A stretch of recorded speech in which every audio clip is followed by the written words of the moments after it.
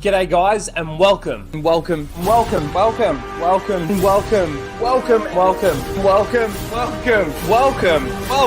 back to Casual Rage.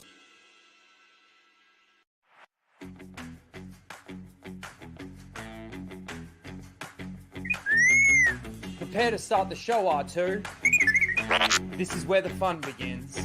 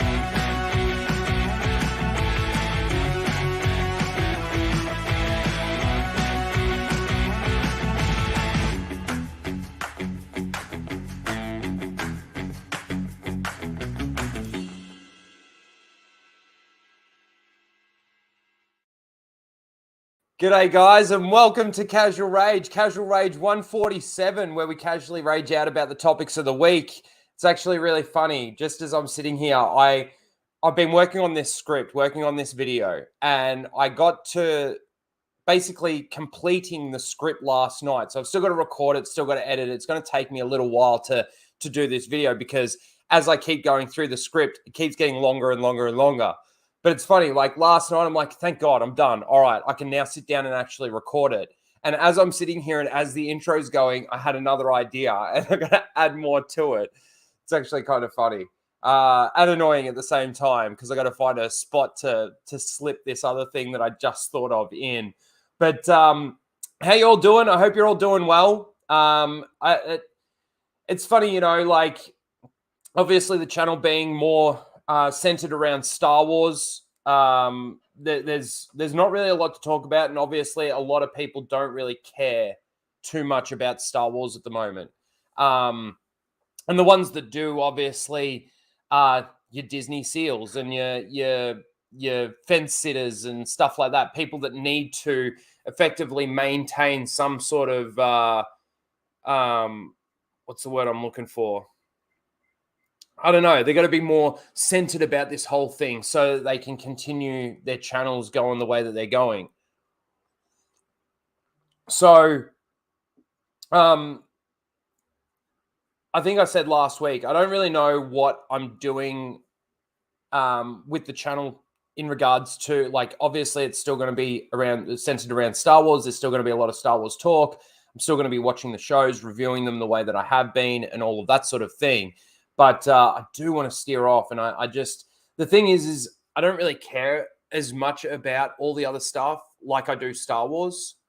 You know, if we had good Star Wars, in all honesty, I probably wouldn't have the channel because the whole reason why I started the channel was because of like The Last Jedi. And obviously there was a lot of channels that sort of got created from what Disney has been doing with Star Wars. But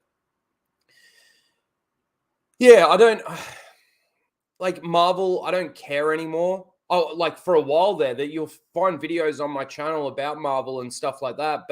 And I don't want to just be like this news reporter, if you know what I mean. You know, I heard this week that Brie Larson wants out of Captain Marvel. I don't care. Like, I'm more than happy to watch Ryan Kennel's channel to get that news, you know. And he does a really, really good job of it. He's made to do this stuff. He can get out what's actually going on in 5, 6, 7 minutes, something like that. And I don't think I can do that. So we'll see. But yeah, like I said, I was sitting here. I'm like, oh man, I need to actually get that in there. I need to get that point into this video. So I need to now reassess the script and try and add something in. But man, I honestly think that this is going to be one of my best videos. I just hope that it gets the views. That's the thing. It's like putting all this effort in, and that's sort of why I stopped doing the video essays or the scripted videos, because a lot more effort goes into the, like, as opposed to sitting here recording a 5-10 minute video, just giving my opinions about something, maybe reading a couple of spots from an article or something like that, and then putting that out there. That you can do something like that in an hour, whereas like something like with what I'm doing here, not only is there the time going into making the script, which has taken me a week and a half, something like that, to like after work every night, come home and I'm going through it. I'm adding more to it, structuring it, getting the image of the video in my head. It is a lot of fun though. And then I've got to sit down and record it, possibly edit that recording, but then also edit the images over the top of me talking, and trying to find a way to keep all the people engaged for the entirety of the video. But yes, let's quickly say hello to you guys in the chat. Thank you all for being here. If you're lurking, I appreciate you just listening in. To all the people in the chat and all the members, you're awesome. I appreciate you guys a lot. And please do smash that like button. And if you're not subscribed, please hit that subscribe button. Appreciate it. Let's see who we got. Let me just scroll up here. Jeez. There we go. Jordan, good to see you. Thank you. May the force be with you, brother. God bless to you. God bless you, Raging Rhino. Appreciate it. Adam Wilkinson, Pro Jack fan. How you doing? I got to make sure I say that right. I always say fan. How you doing? Nitrium, good to see you. Darth Spampton, John 42. Good to see you as well, dude. Corey's here. OG Star Wars. OG, thank you for sending me that. We will be. OG sent me something. Funnily enough, so did Mike. Mike Hill. He sent me a similar thing. So we're going to talk about that really quickly. Melissa Lord, the great Melissa Lord. She's always here. How you doing, Melissa? Great supporter of my channel and Open Airlock Policy. All of us. She's great. Riff Magos is in the chat, and Riff also sent a $5 super chat through Streamlabs saying, showing my support to the legend that is Raging Rhino. I appreciate that, dude. Really do. Patrick T is here. How you doing, Patrick? Let's see.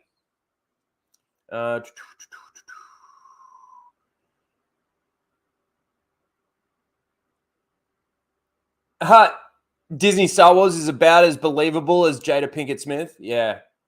God, that whole thing. Even that, like, I could talk about just stuff like that. And I just don't. I obviously don't have the passion for that as much as I do for Star Wars.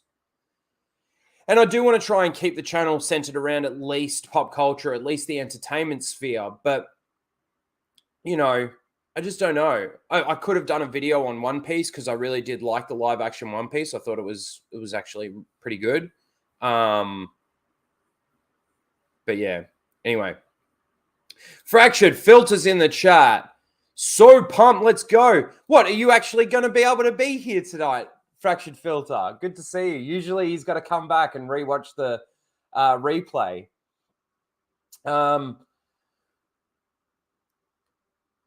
Let's see. Patrick T says, I unsubbed when Star Wars Theory's sidekick said that OG Star Wars fans weren't educated enough. Oh, that, yeah.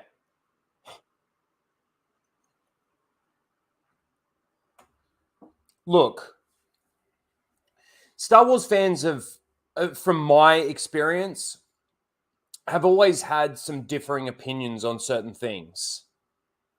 It's always been very cordial, very, accepting of the opposite opinion. But when the opposite opinion is something like, oh, the thing that I love most about Star Wars these days is, the fact that, like even the shipping stuff, the fact that, Din Cobb is my favorite ship, or that's not what the conversations used to be about. If a person asked, what's your favorite ship? It used to be like, is it the Falcon? Is it this? Is it that? Is the, Slave One, whatever. It never used to be as weird and fucked as it is now, to be honest with you. That's the best way that I can describe it. But good on you, Patrick. I unsubbed to Star Wars Theory after The Rise of Skywalker. And not that my unsubbing to his channel is going to affect his numbers really in any way, because he's got 3 million subs or 3.5 million subs or whatever it is. And he's got all those people that love it on his side, and the evidence of that is when he talked about the bricks and screws in Andor. Like, that was, I understood what he was saying, Theory was saying, but that was the smallest, most minute problem with that show. That was nothing. That was a big nothing burger in comparison to what is actually the issue with that series. And I do touch on that in my video, by the way. Superman82, good to see you. Hail to you, good sir. Mr. Bantham. Let's see, just scrolling down a little bit further here. Star Round. How you doing? Good to see you. Hello. Little heart. Appreciate that. Star Wars Marvel Purist is in the house. Good to see you too, dude. And of course, the great Arboru. What a fucking legend this dude is, honestly. I know I always say it, but I just see him supporting everyone. And it is greatly appreciated, dude. It really, really is. Let me see if I can see who they actually went to. I'm going to need to scroll up here. You guys are going crazy in the chat. I hope it's still there. Okay. It went to Test Chimp, Future Caveman, Relentless,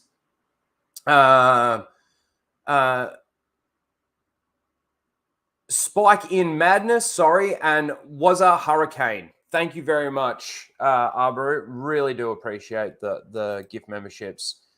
They've helped. They really do. Let's see, who else have we got here? Adam, I already said hello to Adam. Good to see you, dude. Cell Shade. Great Cell Shade. Actually, I need to get in touch with you, Cell Shade. If I don't have a lot of time today. I know that I was a little bit late. I had a lot of work shit.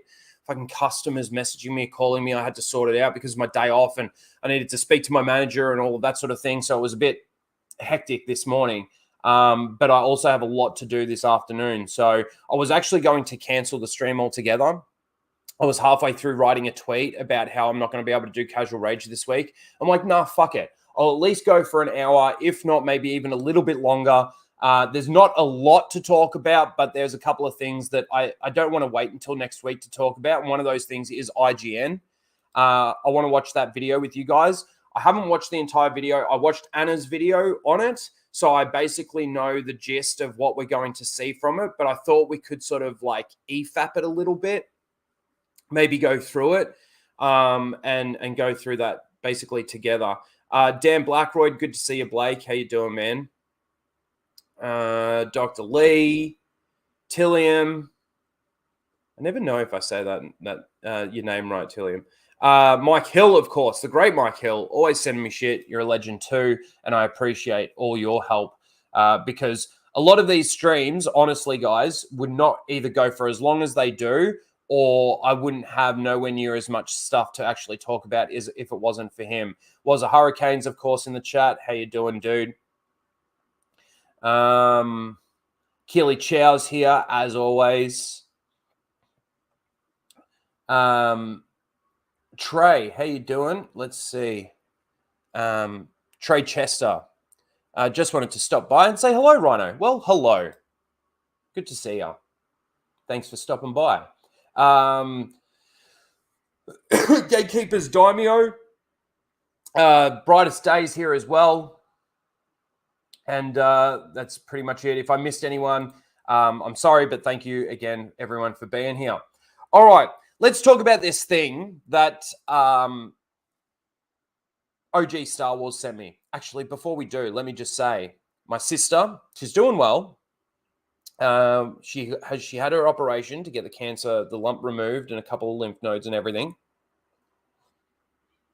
But it was actually awesome. We had a friend of the family that topped up her GoFundMe and hit that $30,000 target. They donated like a little bit over $5,000, and we got to the $30,000 target, which is awesome. I've still got to chuck in from the full Aussie stream that we did. Still got to chuck in that $477. That's the last bit of what we made on that night. I think it's going to stay up, and you know, if they get a little bit more out of it, that's going to be excellent. But yeah, great effort.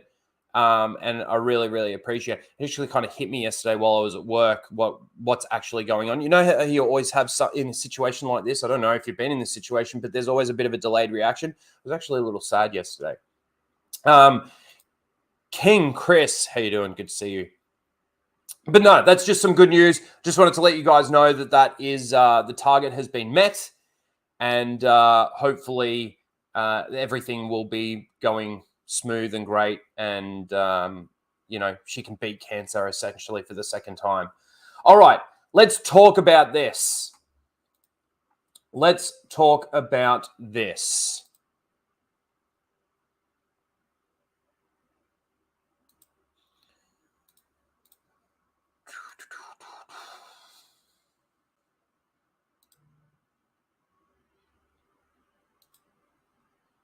Should blow that up a little bit, actually. The writing's so small that it gets blurry. There we go. Well, it gets blurry on the stream by the looks of things.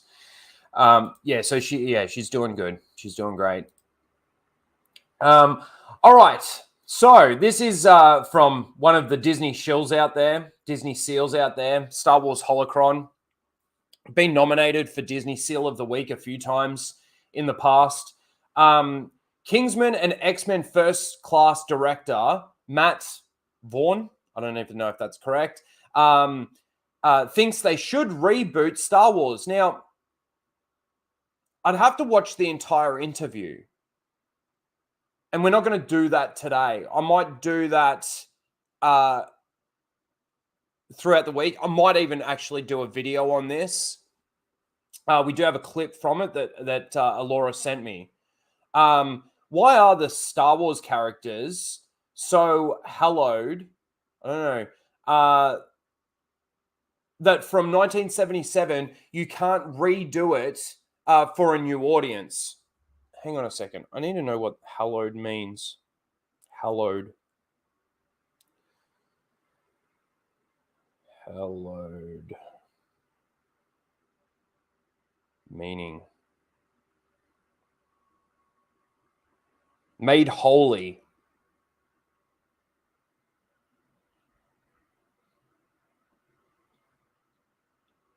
Greatly received and honored. So, why are the Star Wars characters so greatly received and that from 1977 you can't redo it for a new audience? Because you don't need to do it for a re-audience. You don't need to do it.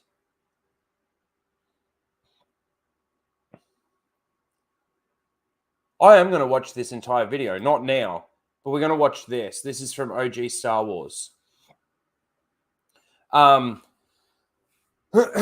That's exactly what, so she says, we'll watch the video, but she says that's exactly what Star Wars 1 to 6 is about. No reboot is necessary. You are missing the fact that it's a timeless story. Exactly. Meaning anyone, all generations can relate to it. 100%. 100%. Let's take a listen to this. Put my headphones in. Oh man. It's so funny. Like Gary's been saying this for a while that they're going to reboot the originals, and it's very interesting. Let's take a listen here. Oh no, the audio's gone because I plugged my headphones in. Hold on one second. It's what happens to StreamYard. I already know it. I'll start playing it. You guys won't have audio. Here we go. Would you ever do Star Wars? Would that be tough to say no to? Yeah. Well, now not so much. It's been tainted. First of all, I do want to say that's an interesting statement. Would it be hard to say no to? And he says yes. And he goes, well, now, not so much. It wouldn't be that hard to say no to it. Oh, not so much. It's been tainted a little bit. It's a little. Well, it's not been tainted, and I'm not going to. Yeah, I'm not going to go there. But I would say I'm not going to go there because it has been tainted.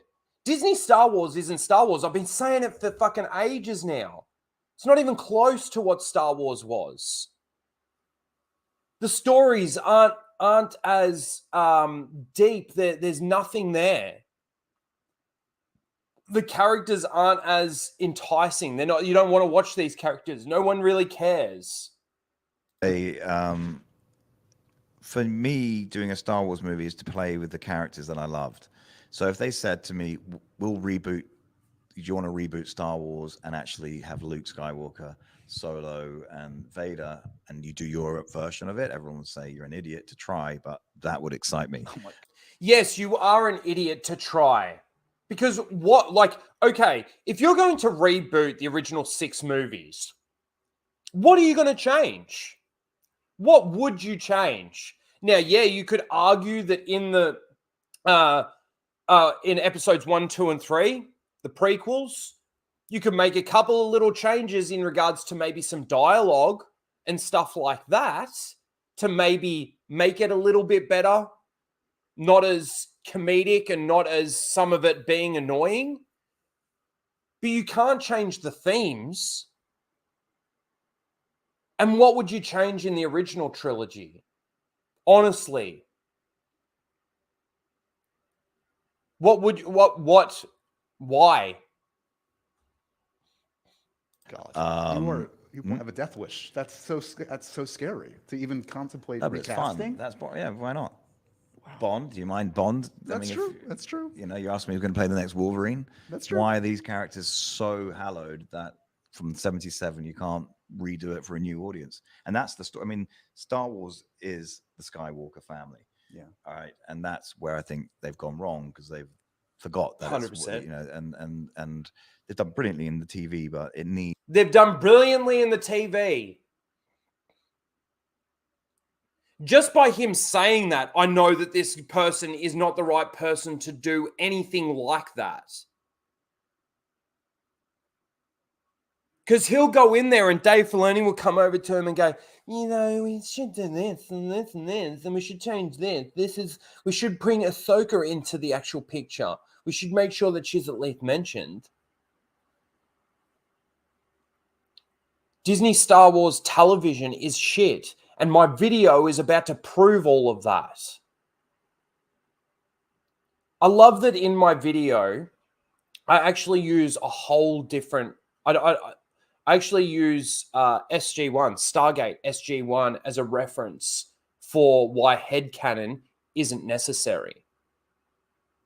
And why headcanon has to be necessary in Disney Star Wars, especially the TV shows. I don't want to give too much away in my video. I shouldn't be talking about it because, like I said, I think that this video that I'm coming out with is going to be my best work so far. And I want you guys to see it. So I don't really want to give too much away from it. But in all honesty, the Disney Star Wars television shows, from The Mandalorian to Obi-Wan Kenobi, Book of Boba Fett, The Bad Batch, Tales of the Jedi, Ahsoka, it's all crap. It's bad. It's not good. Not only is it not good Star Wars, but it's not good storytelling. It's not good television. None of it. And this person's supposed to be like, director or like... how can anyone who's in the entertainment sphere watch these shows and go, yeah, that was great. That makes a lot of sense.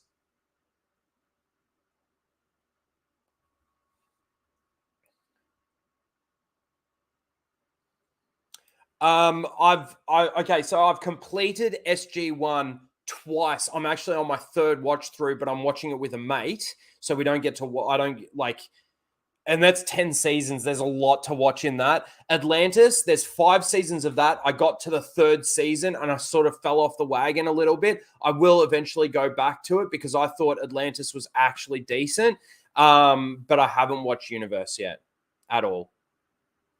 And everybody does tell me that it is the worst one, but it's not bad necessarily. Yeah. Needs an epic new film, and that's what I would do. I'd go, right, everyone's going to go batshit crazy, but let's bring it on, because if you want a new generation, make the movie for them. And the old generation can hopefully make it well enough that they go, okay, I'm enjoying it. Yeah. This is the thing, though. Why do you need to make it for a new generation? Show, like, okay, I've seen videos on YouTube of Star Wars fans showing their kids like the I am your father moment, and the shock and awe on these kids' faces is like out of this world. They're shocked. They're like, that can't be true. Like, is that, they're asking their parents, is that true? Like the same reactions that people got back in like the late 70s, early 80s from watching it for the first time. Star Wars has always been timeless. It's always been able to be generational. You don't need to make it for a new audience. The fact that he's even saying that you need to make it for a new audience is what's scary about it. Because what in the original 6 movies isn't for new audiences and is only for old audiences. We can go back and rewatch these movies over and over and over again. And yeah, we know what's coming. We know that the I am your father moment is coming. We know that Luke is going to fail with his training on Dagobah with Yoda. We know that he's going to defeat the Emperor through his father, through Vader. We know that Vader is going to fulfill the prophecy, or Anakin, I should say. But we can still go back and watch it again and again and again and again and again. And why make it for new audiences? This new audiences thing is a bullshit thing. And I've said this before, right? Because the Star Wars has been around for that long. Now, we're talking, what, 40, 50 years, something like that? That if people were going to be Star Wars fans, they would already be Star Wars fans. Now, yeah, you could make the argument that they haven't really come out with anything great or any Star Wars since the late 90s, early 2000s, right? So that you've got to find a way to engage the new audiences, so to speak, because there hasn't been anything for a while. So it's sort of been out of sight, out of mind, right? But all you need to do is, if the sequel trilogy had been good and a good cohesive story, and it just continued the story that we actually had, then that would have got the new generation that, you know, never thought to watch the original movies or never thought to watch it's kind of like how the prequels got people that were maybe never Star Wars fans interested in Star Wars, and then they went back and maybe watched the originals. So yeah, there is that element of gauging a new audience from a younger generation of people. But you do that from moving the story forward, not going back and rebooting.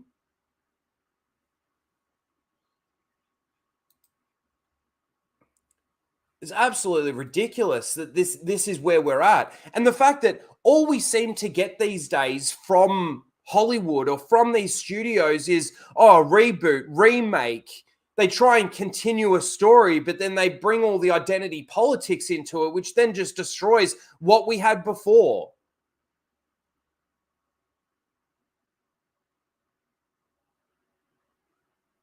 Mr. Bantham, for $2, a great point. Why not remake the trash they already made? Why not? Why do you have to reboot the entire thing? Star Wars survived for as long as it did because it was timeless. But then you go to the sequels and it completely destroys everything that we loved about Star Wars in the past. 100%. Thank you, Mr. Bantham. Brett for 5 says, I now want them to remake the OT. The show to show, how creatively bankrupt they are and fuck it up so much so bad laws are put in place to stop cultural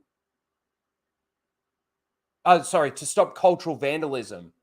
Sorry, I fucked that up, Brett. But thank you. I 100% agree. Like, it's kind of like when they said the Ryan Johnson trilogy, and I think both me and Greg, Tusk and Bob are on the exact same level with this. Fucking do it.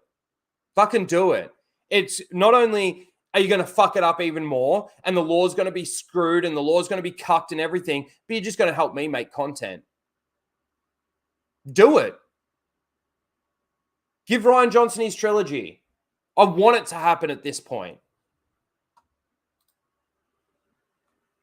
Thank you, Brett. Appreciate the $5.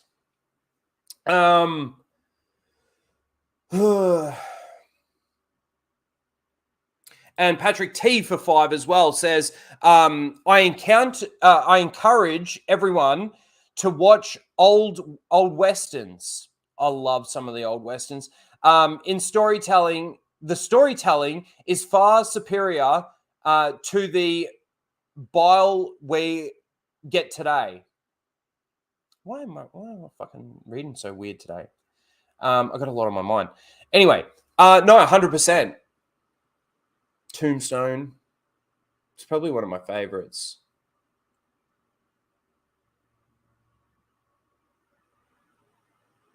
Man, there's actually a lot of good old westerns out there.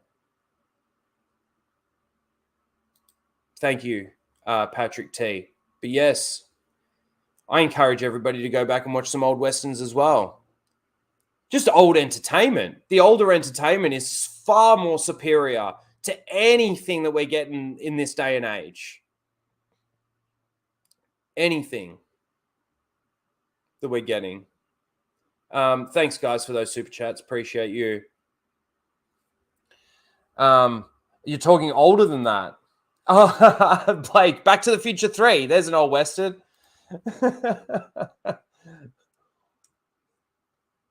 Oh, man. Entertainment, huh?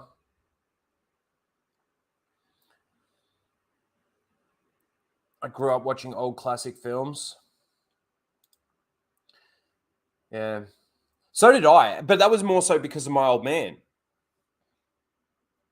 You know, some of those old Clint Eastwood movies and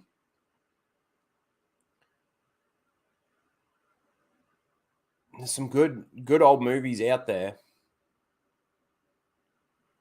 They might not be, let's say, visually stunning as what they can make movies today. Although I would argue that some of them are actually still better than that, especially when they're filming in something like The Volume. They think that they've, you know, created this great new technology and shit to you know, make it maybe cheaper and better. But when you watch some of the stuff, like Obi-Wan Kenobi, man, when he's chasing Leia through that city, Makes me sick to think how much that cost. And that was the result. That was what we got. when Leia runs past him and he goes to grab her, and effectively he has to let go so that, like, honestly, like, just snatch, like, I've, played around with my nieces and nephews and stuff like that, and, done it where they've tried to get past me or, like, run past me, and they've gone to run past me and I've just quickly snatched them up, and they're laughing and, just mucking around, having a bit of a play, and no, I'm just going to let you go. And then all of a sudden in the next scene, I'm going to be miles behind you. God. Yeah, Jace, how you doing? Good to see you, buddy. Oh, yeah, some of the old John Wayne movies. Correct. Yep. I agree with that.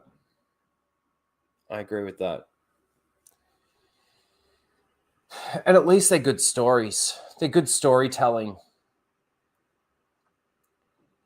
You're not really sitting there majority of the time going, why would he do that? Or how does that work? Or, like, again, your suspension of disbelief in watching a show or a movie that's not based on, let's say, true events or anything like that, even some of those ones.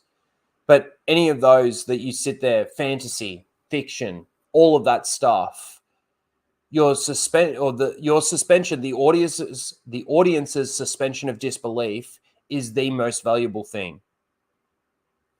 And you just destroy it. Interesting.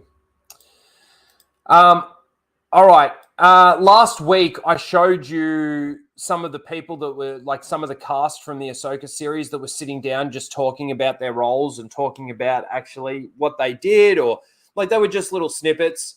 There wasn't really one from Rosario, and I don't think that this came out. Star Wars dropped this on the 17th of October, so it was Tuesday, right? So this was one that they came out with. We're just going to watch this one. It is 46 seconds long. See what Rosario has to say here. It's so funny that Ahsoka is over. Ahsoka is over and no one's talking about it. Doesn't that tell you something? Or the only thing that is being talked about is how bad it was?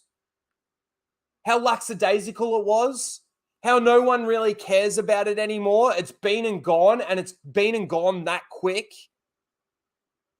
And the funny thing is about it is that I've always been, like, completely against the binge model. Like, dropping it all at once, dropping it week by week is so much better because it allows that episode to soak in, and then we get to the next episode, it builds hype for the next episode, and then you get that next episode, and then you allow that to sink in and build hype for them for the next episode. Ahsoka didn't do that. None of Disney Star Wars shows have ever done that. Not for me anyway. Right?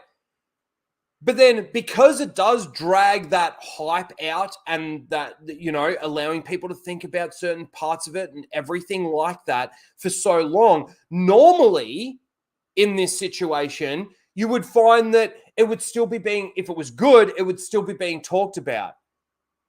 Now think about this, right? One Piece, because it's Netflix, I believe all of that got dropped in one hit. Bang, there's your 8 episodes. I think it's still being talked about now. I mean, I'm talking about it right now. How good I thought it was.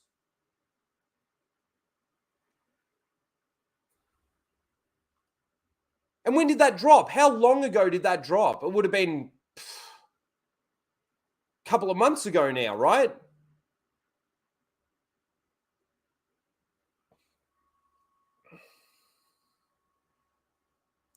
No idea what One Piece is, but people seem to like it. Dude, I'm honestly, I'm blown away by how much I enjoyed One Piece. The live action. Blown away because I am not a manga person. I'm not an anime person.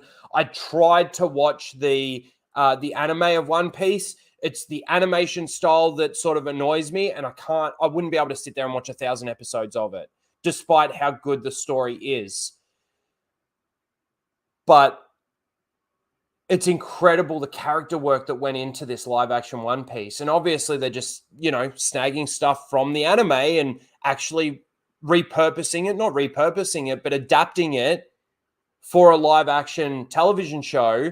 And, I know people have said, they squashed 45 episodes or something, the first 45 episodes into 8 episodes. Well, they got to do it that way. Some things are going to have to be pushed to the side, and they're maybe not as necessary to show as what they ended up showing. But what they ended up showing and what they ended up doing, fuck, was it good?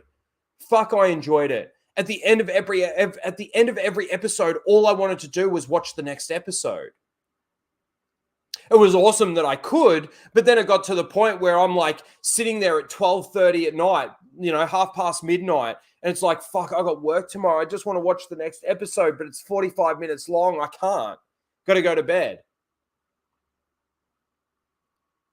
Whereas watching Ahsoka as it was coming each week, you know how much of a chore it felt like? Oh, then why do you do it? Why do you watch it? Why do you put yourself through it? Why are you bothering with your reviews and all of that kind of thing? Because Star Wars is my thing. Star Wars is in my blood. I love it. The real Star Wars. And I am going to do everything I can to prove to people out there how much shit this is.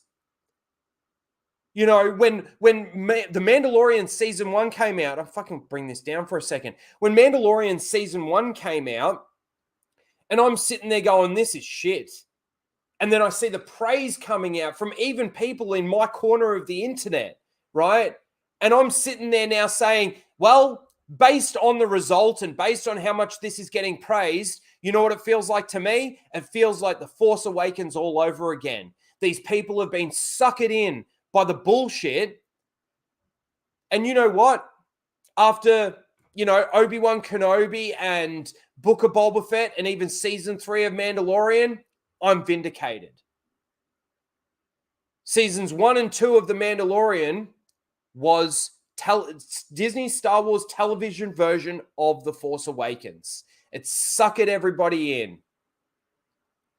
People liked the idea of Star Wars. People liked the idea that John and Dave were turning the corner. People got sucked into the idea that there was such thing as a civil war.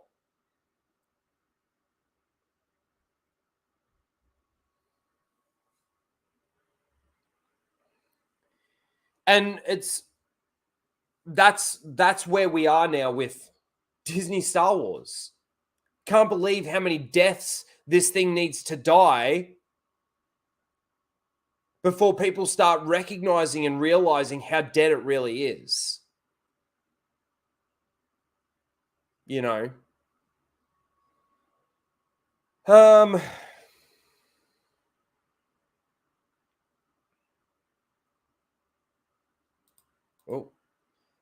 Brett for 2 says, I think you might need a blood transfusion, mate. Why?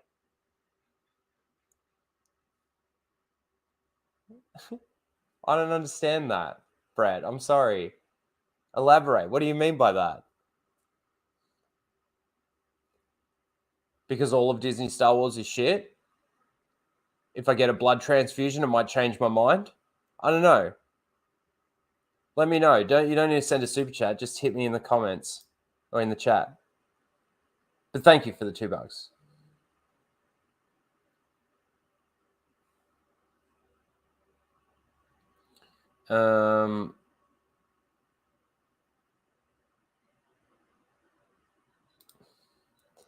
All Disney Star Wars seems to be is non-stop references to non-Disney Star Wars. Well, yeah, it's self-referential now.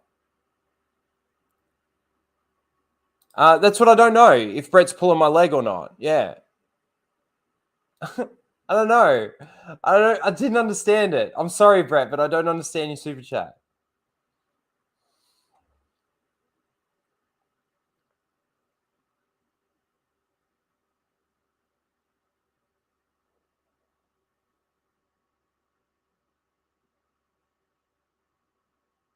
Just taking the piss. Yeah, good. Good. You said it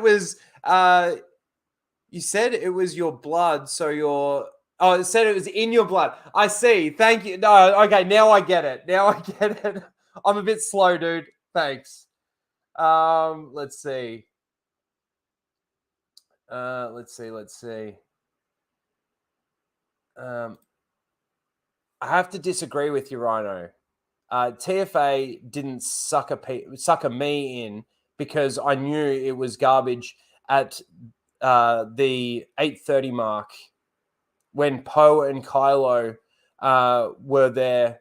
Oh yeah, were there. Who's on first comedy routine? Yeah, like, oh, who speaks first? You, me? Can't tell. Your mask is on. And it got worse after that. Look, John 42, I envy you because I got sucked in by The Force Awakens, and so did a lot of other people. But it was because the hype of Star Wars coming back, we were going to, when Disney first bought Star Wars, I had faith. I thought that George would put these things in place that wouldn't allow what has happened to happen. And what he put in place was Kathleen Kennedy to stop those things from happening, and she fucked him. So yeah, I got suckered in just like a lot of other people did. And I'll admit it, but I'm ashamed by it. I'm not ashamed to admit it, but I'm ashamed by the fact that I was sucked in by it.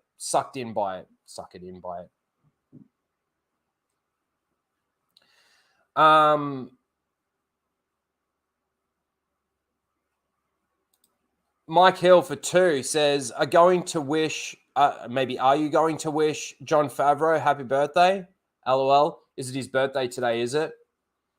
Well, if it is, John Favreau, as a person that I have liked some of the things you've been in, one of my favorite roles that you've ever done was actually in The Replacements. I loved that. I thought even from something as simple as Friends, when you were in that, I thought, your role in that was really good. I loved your work on Iron Man. So happy birthday to you as an individual person, but for what you've actually done to Star Wars in regards to moving forward with everything that you've done, fuck you. You sold out.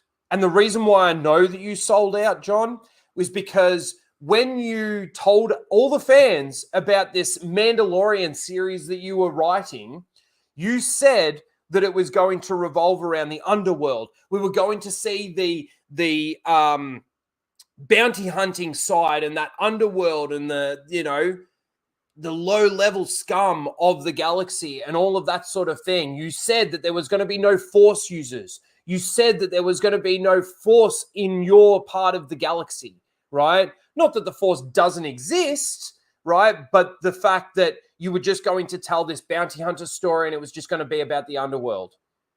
And by the end of episode 1 of season 1, you completely cucked yourself. And the reason for that was because Kathleen Kennedy, Dave Filoni, or whoever else was saying to you, oh, we need to do something to bring all these people back. So let's make Grogu somebody that was in the Jedi Temple during Order 66. What a great idea. So you've done some great stuff in the past, John Favreau, and happy birthday, happy birthday. But for what you've done to Star Wars, go fuck yourself. Go fuck yourself. All right, let's watch this. Fuck, I can ramble. You start to realize just how rich Ahsoka's history is. Yeah, because they've made it as rich as it is. It was never supposed to be like this, Rosario. No matter whether or not fucking George Lucas came to the set and gave you a hug and all of this kind of shit, it means nothing. I choose to live. Ahsoka is such a relatable character. We've seen her grow up from a very young age to her adult form. Anakin and Ahsoka's relationship is so cherished and it's so loved, and they have so many fantastic moments together. It's startling when you really think about it. In the middle of this war and everything sort of shifting and changing, it's just really brilliant how they play off of each other, how they push each other. Their way of going about things is really actually quite complementary of each other. Very compelling character, and I think and the fact that they've even brought Hayden back, that actually really annoys me, because he's got to sit there and he's got to talk about it like this, whereas if they actually told a good story, it would, I don't know, it hurts me. an important character for Star Wars too. In a lot of ways, her character arc can sort of parallel Anakin's, but yeah, there's lots there to read into, and that's, I think, half the fun. You start Lots there to read into. Instead of the actual creators telling you why, how, all of this kind of thing, just use your head canon and you can find your answers. God.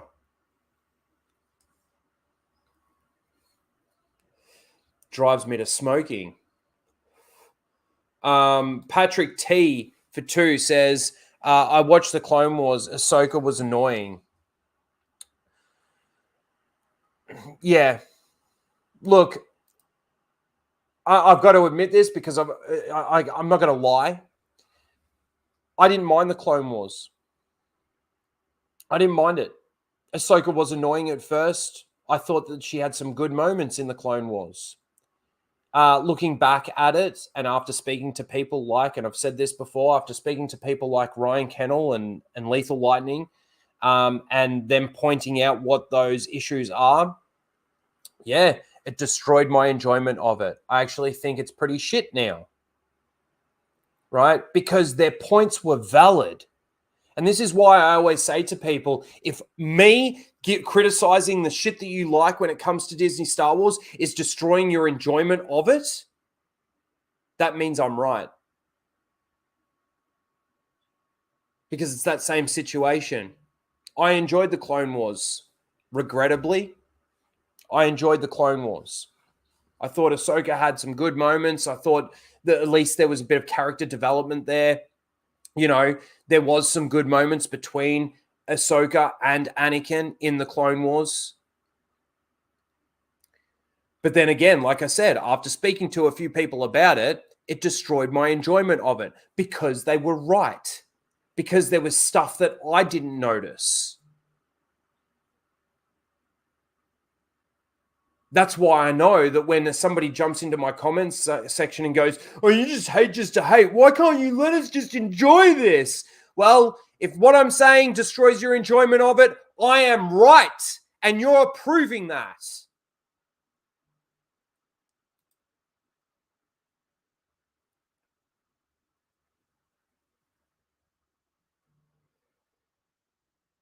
You know, looking back over it now, Ahsoka is overpowered. The fact that she has a standoff with, does she have a standoff with Dooku or Grievous? Beats him? Doesn't like beat him in the sense where she kills him. Soul Assassin, I hate everything! And I think the proof of me not necessarily hating all of Disney Star Wars, like I hate it all. And what is happening and what I'm seeing on the screen shouldn't be happening. Shouldn't be the way that it is. But like, you know, even in that last season of The Bad Batch, there was 2 or 3 episodes that were in their canon, in their universe, with their rules and everything. There was some good storytelling in there. Some good storytelling. Doesn't mean it's good. Doesn't mean the whole series is good, Blake. I don't see you, but I see you in the chat.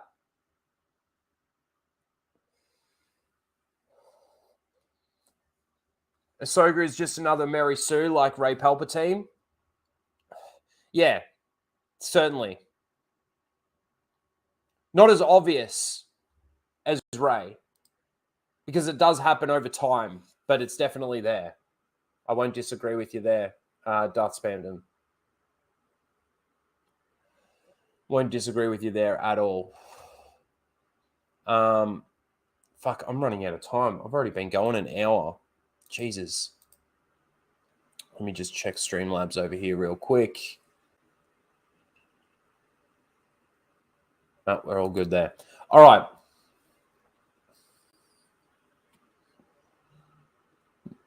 I knew he was there. Nothing is as good as Bad Batch. All right. Let's we're going to, it's a 9-minute video. All right, let's watch it. This is IGN's take on the Ahsoka series.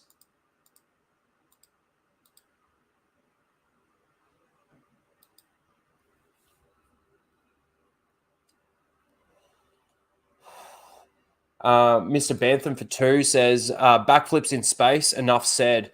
Total Mary Sue. That was just shit. That was just shit. There were so many problems with that. Why didn't the ships just stop in space and just shoot at the ship? Why did they shoot at her? Why did they do these flybys, these strafing runs? Like that, and then how does Ahsoka be able to do the maneuvers and everything that she's able to do? It looks so pathetic. Thanks, for Mr. Bantham. Appreciate you.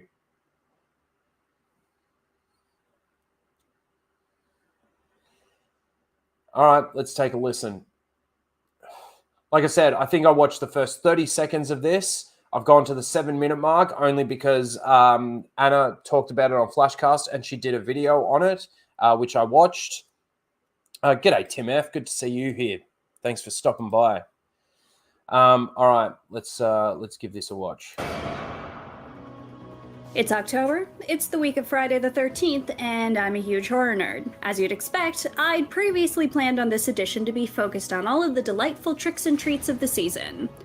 Unfortunately, I still can't get the taste of Ahsoka's season finale out of my mouth, so we'll be spending more time on the spooky stuff later this month. For now, the funny thing is I don't know how much of this people actually watched, because a lot of people were saying, like, hang on, let me just go back here for just a second. Like, Gary, you're going to give yourself whiplash, because obviously IGN were praising Ahsoka as it was going through the series, right? 9 out of 10 for episode what? Episode 8. They gave episode 8 a 9 out of 10, and she's talking about, I didn't even notice that. And she's talking about how she can't get the taste of the season finale out of her mouth. Well, episode 8 is the season finale. How do you give season 8 episode 8, season 8? And how do you give episode 8 a 9 out of 10 and then come out with a video like this? Oh, let's find out, shall we? Now, the trick we're going to talk about is the one that the whole of Ahsoka played on the audience. This never happened before. Yes, it did play a trick on the audience. This is new. Lucky us. At the beginning of the season, I wrote Can Ahsoka Survive Being Rebels Season 5? Amazingly, that didn't end up being its problem, at least not its biggest one. Ahsoka wasn't hamstrung by being a 5th season of a show not everyone watched, or people not understanding some of the character motivations, or who other characters were entirely. But see, the other problem too is that the character motivations she's talking about there, the characters that we saw in live action are nothing like, and I've mentioned this a couple of times, like their animated counterparts. They are nothing like them. Nothing like them. Ahsoka is nothing like Ahsoka in either Clone Wars or Rebels. Hera is nothing like Hera from Rebels. Sabine is nothing like it. Ezra maybe a little bit close with his like little witty, quippy kind of attitude and everything. But the fact that he was there for 10 years, I would have preferred to have seen Ezra go a little dark side, especially after we saw him go a little dark side in the actual Rebel series, in the animated show. Wouldn't it have been better if Sabine meets up with Ezra and he's nothing like what she thought he was going to be? He's not the Ezra that she remembers. Wouldn't have that been better? I mean, it wouldn't have changed how bad the show was, but it still would have been better. In the end, the problem was that whether it was called Ahsoka Season 1 or Rebels Season 5, Just ready a tracking device. it didn't end up being a season of television at all. Yep. Go on. Instead, it was individual nostalgia plays sprinkled through long patches of, well, nothing. Yep. That is troubling. And what makes that so frustrating is that creator Dave Filoni absolutely rocks at delivering impactful, emotional, engaging, and most importantly, original Star Wars stories. How can you say that? What she just said was a complete oxymoron.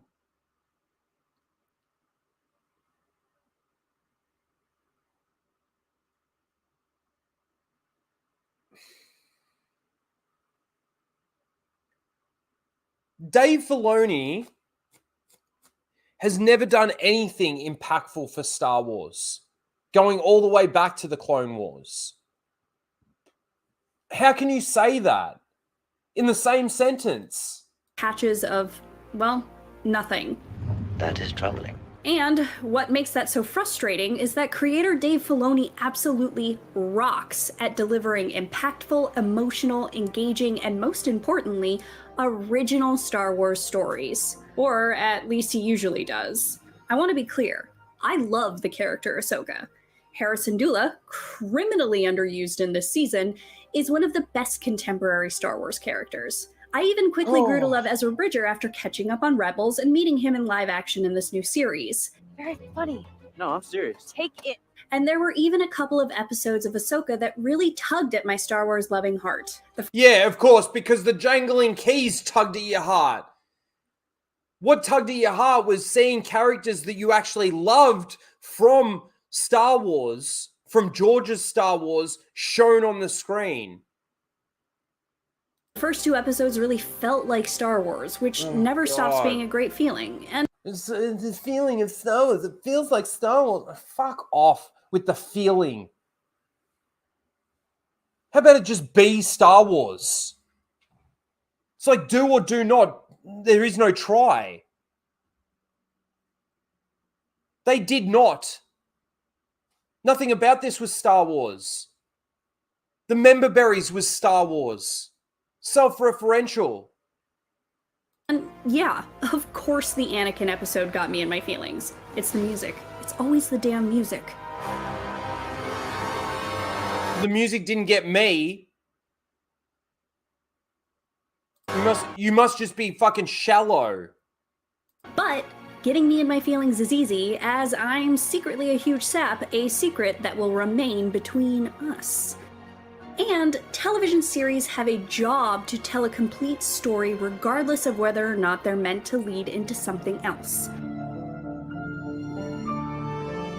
Well, that's a good point. Like, the only thing that this basically tried to do was set up for another season with nothing of any substance. It didn't close the season because there was nothing there to close. Ahsoka doesn't just not tell a complete story, but the fraction of the story it does tell just hangs in the air like the big bad thing they were all trying to stop all season long. Thrawn returning to the main galaxy doesn't matter at all.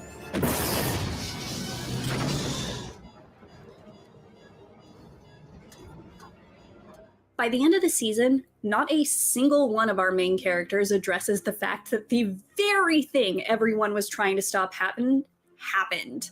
They're gonna jump.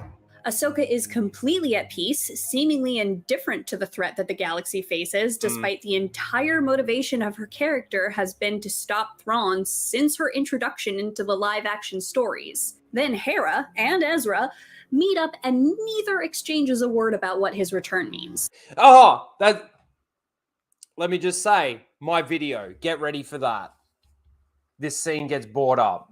The excitement these characters show to be reunited is important, of course, but not at the cost of engaging with your story's own stakes. It would have been as easy as following up their tear-brimmed smiles with the dawning realization of what seeing each other truly meant, or even Ezra pointing it out to Hera, who may not have realized that his return included the return of Thrawn. Sabine, however, has made it abundantly clear that she's willing to sacrifice a whole galaxy if it means getting Ezra back home, so at least one person's reaction makes sense here. What? Hang on. I gotta go back and hear that again. With your story's own stakes. It would have been as easy as following up their tear-brimmed smiles with the dawning realization of what seeing each other truly meant, or even Ezra pointing it out to Hera, who may not have realized that his return included the return of Thrawn. Sabine, however, has made it abundantly clear that she's willing to sacrifice a whole galaxy if it means getting Ezra back home, so at least one person's reaction makes sense here. That makes sense. That makes sense to you. That makes sense to you. Her sacrificing the entire galaxy to see Ezra again, to be reunited with her, I don't know, friend-zoned friend. Okay, that makes sense to you.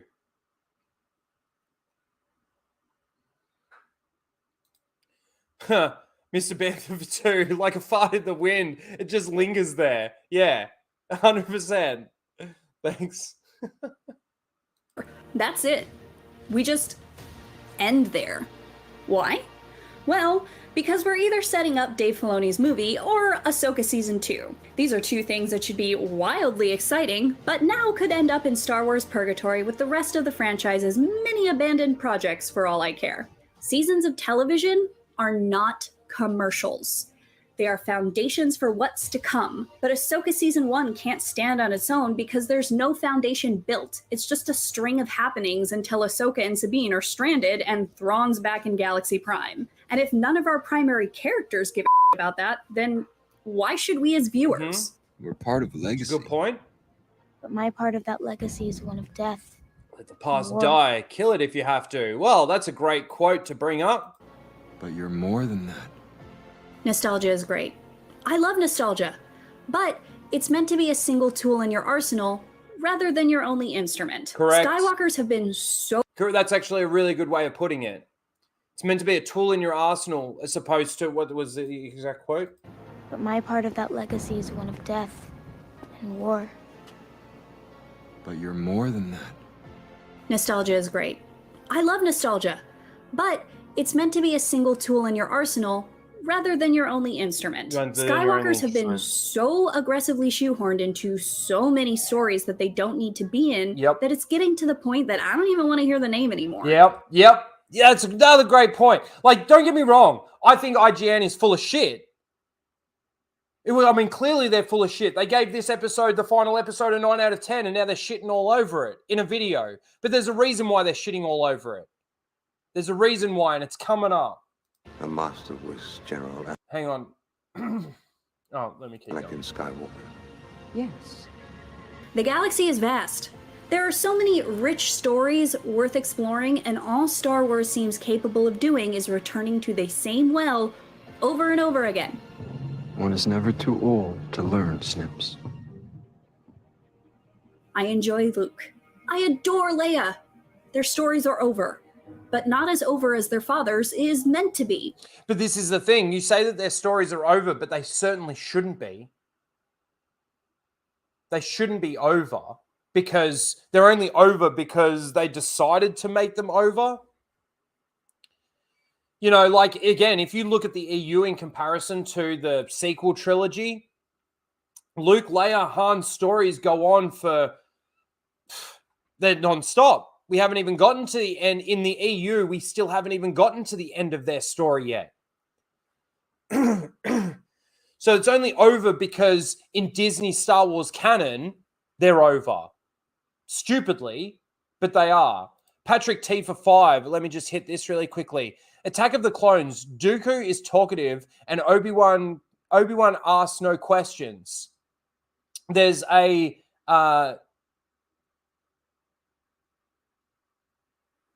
there's a tradition of retardation.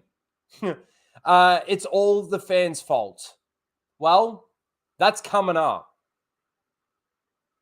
That's coming up. Why all this stuff that she's saying and why Ahsoka is so bad is the fans' fault, basically. Ahsoka Tano is much more than her master. Why then are most of the only parts of the series worth engaging with others is meant to enjoy Luke? I adore Leia. Their stories are over, but not as over as their father's is meant to be. Ahsoka Tano is much more than her master. Ahsoka Tano is much more than her master.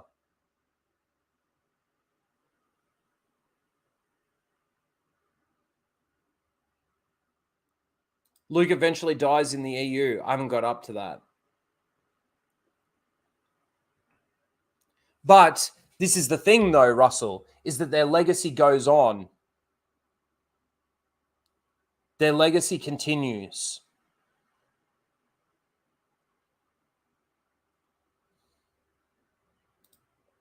Their story, yeah, they might die, but their story hasn't necessarily ended. Why then are most of the only parts of the series worth engaging with when Anakin is around? It's not that he shouldn't have been in the series at all. There's justification there, just as there was for young Luke and Leia to be involved in Obi-Wan Kenobi. Oh, God. But Ahsoka is meant to be Dave Filoni's pride and joy. How is she out here playing second fiddle to a corpse? Listen, I'm teaching you how to lead, how to survive. And to do that, you're going to have to fight. I don't know what happened here, or how Ahsoka never ended up being a show about Ahsoka, but it's a tremendous bummer and a rare miss from the creator. A miss that could have been avoided if the title character was allowed to stand on her own 2 feet with a single shred of her personality. And before anyone goes blaming Rosario Dawson, we've seen her show emotion. No one is blaming Rosario. Not one person have I seen. Like, people have been saying, Rosario Dawson, she's a good actress. She can act really well. It's just a shame that the people that actually wrote this and the people that actually directed this can't actually write and can't actually direct. The constant crossing of the arms and being so stoic and, you know, maybe a little slight grin here and there. That ain't fucking acting, and we've seen the range that fucking Rosario can have. No one's blaming her. You know who we are blaming? Fucking Lucasfilm, Disney Lucasfilm, Dave Filoni, Kathleen Kennedy, Jon Favreau. They're the people that we're blaming because they're the ones responsible. We're not the ones that are making this stuff. We're not the ones that are writing this stuff. Rosario's not the one that's making this stuff. She's not the one writing it. She's not the one directing it. Now, yeah, you could maybe put a little bit of blame on her and say, and she could have said, like, you know, maybe after she has that near-death experience or whatever, she could possibly, you know, maybe have changed a little bit. Nothing changes. And be engaging on The Mandalorian. This is not a performance issue. Kanan took the one, the other I held on to. She was shit in The Mandalorian. In case he ever needed it. It is proper that you should have it. Just to clear something up right out of the gate, I love fan service. I love a little nerdy moment. They're great. They're fun. And, once again, they are tools. Yes, but they shouldn't be necessarily right in your face either. And it should make sense.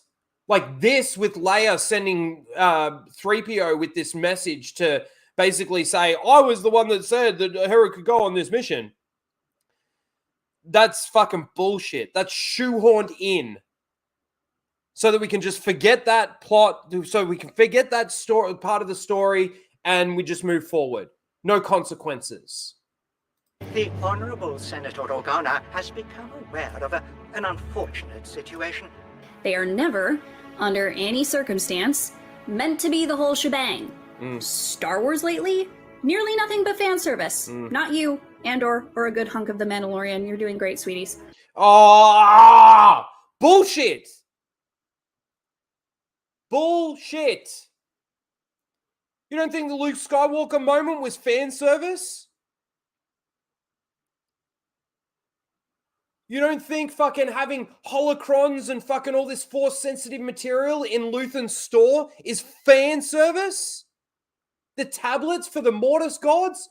It wasn't fan service being in Luthen's store? No, it wasn't. Even shows I enjoy, like Obi-Wan Kenobi, bless it, it's pointless, but I had a good time. Oh my God. Oh, sorry. Fuck you, IGN. It was fan service, but I enjoyed it. You've just been making the entire argument that fan service isn't everything. What the fuck? These people completely contradict their own fucking arguments in the same fucking video. Oh my God.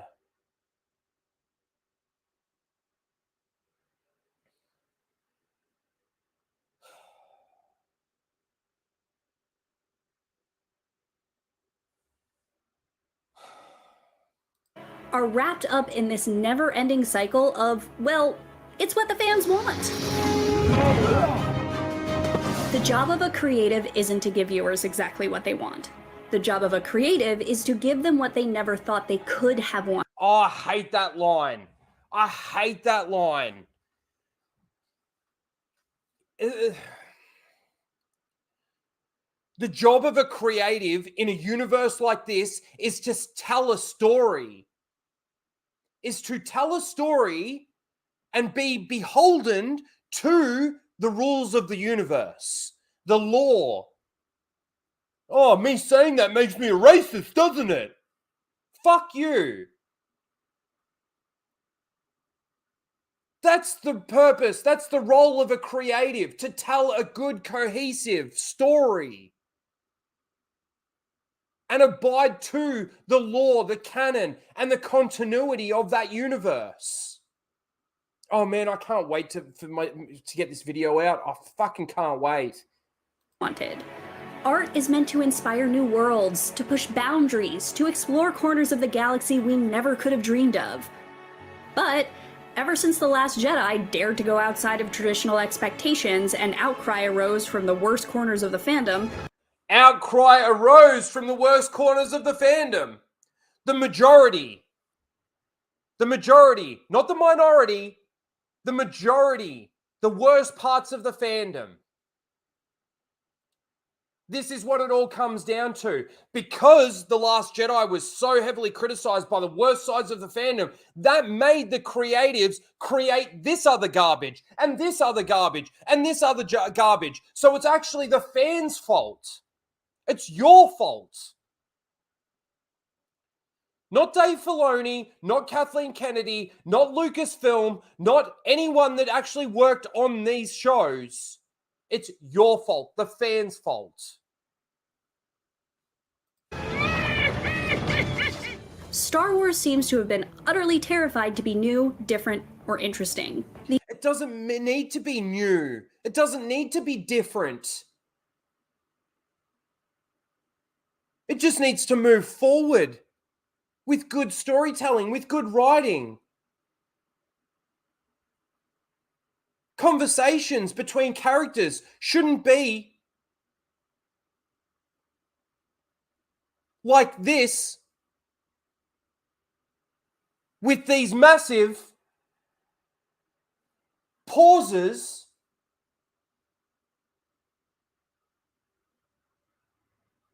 in between.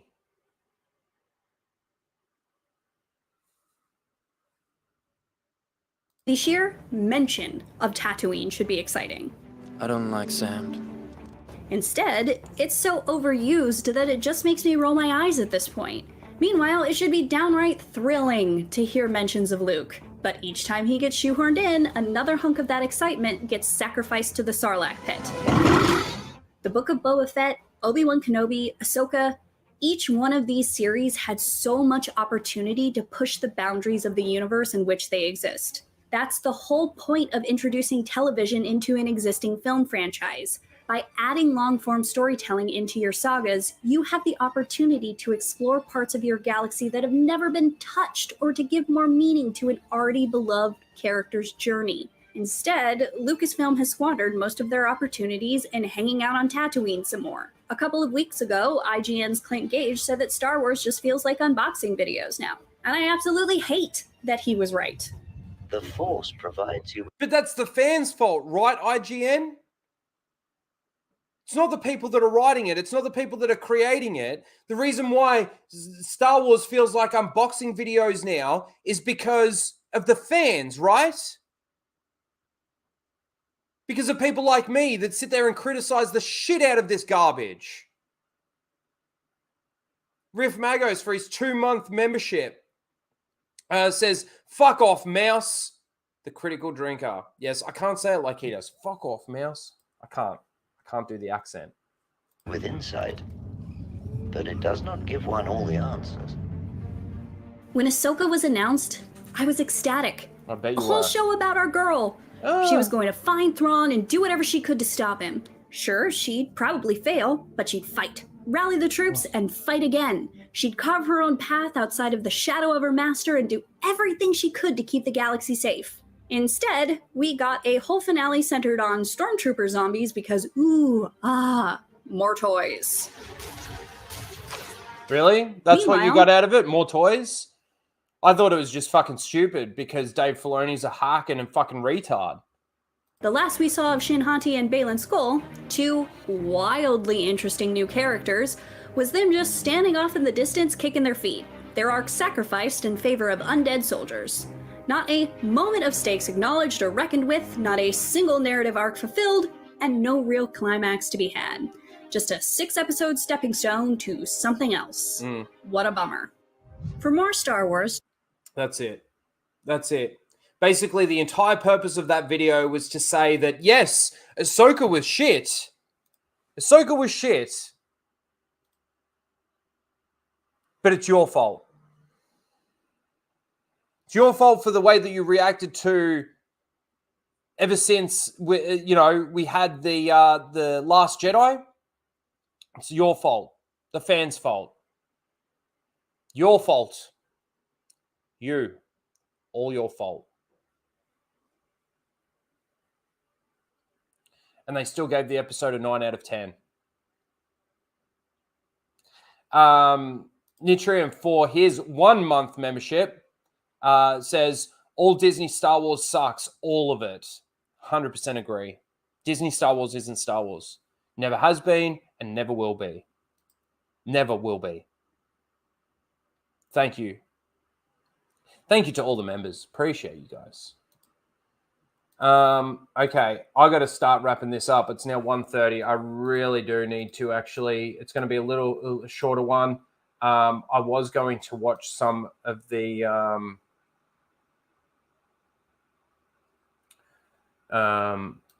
Knights of the Old Republic just for a bit of a palate cleanser, but maybe we can watch one right at the very end.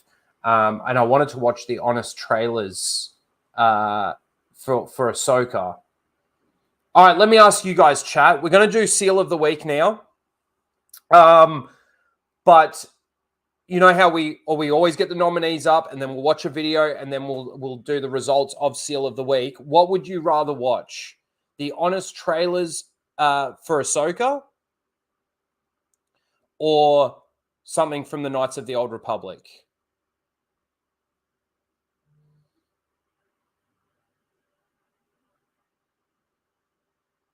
Let me know in the chat. Let me know in the chat.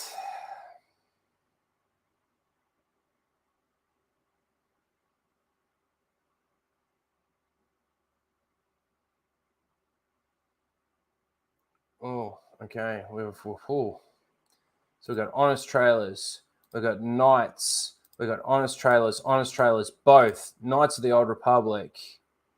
Honest trailers was the first one I said.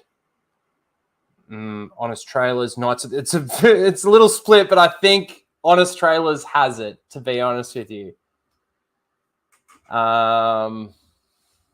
agree. Both sounds good. I can't do both because I don't have enough time for it. All right, okay. This is what we'll do. We'll do the nominees. We'll watch honest trailers.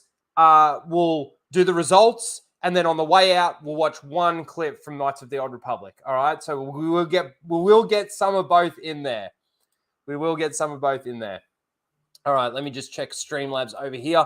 Now, I got a lot of nominees for Seal of the Week. And I honestly don't know. Hang on, let me just go through these really quickly. Just bear with me, guys. All right, so we're going to use that one.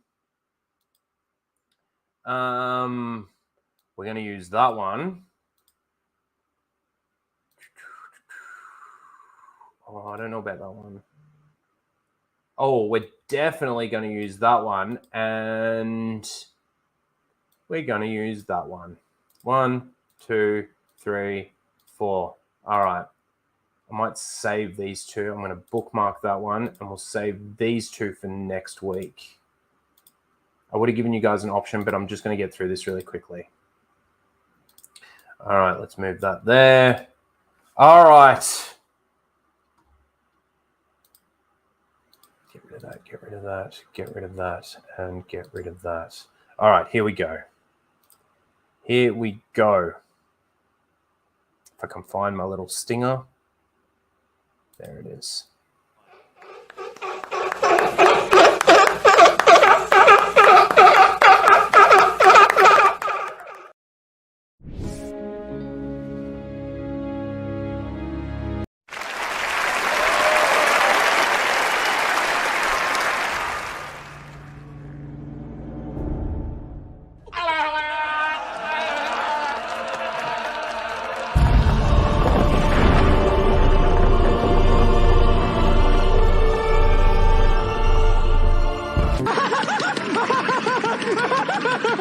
I'm all the Jedi.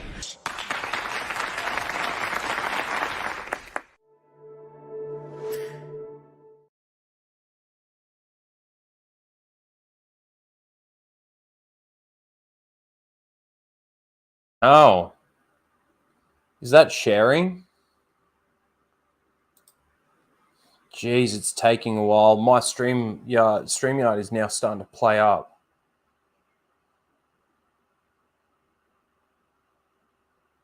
All right. Fuck.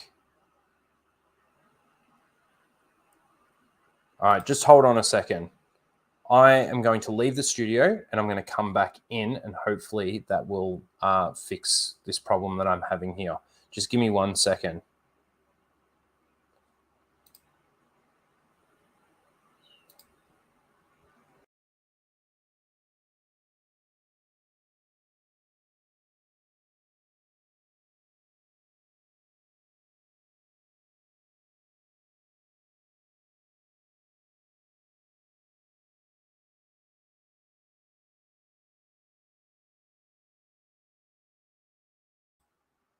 Okay, I'm back. All right, let's bring this up. That's better. Fuck, I don't know why it does that. Okay, so nominee number 1 is Pelper Memes. Says, I'm hyped to see Ray back on the big screen. I don't care what anyone says. I bet you are, Pelper Memes. Probably sits there and fucking rubs one out every night to The Last Jedi and Rise of Skywalker and fucking The Force Awakens. Loves it.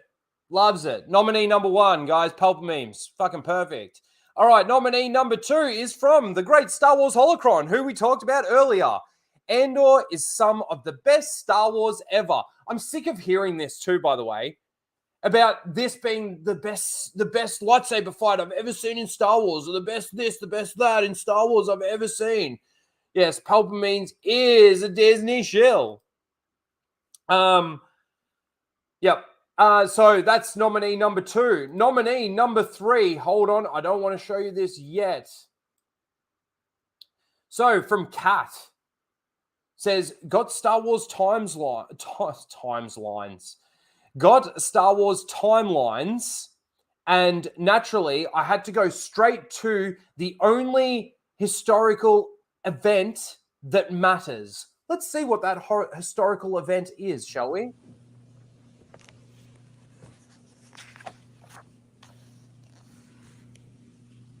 Oh, what? Oh, Hera and Kanan kiss.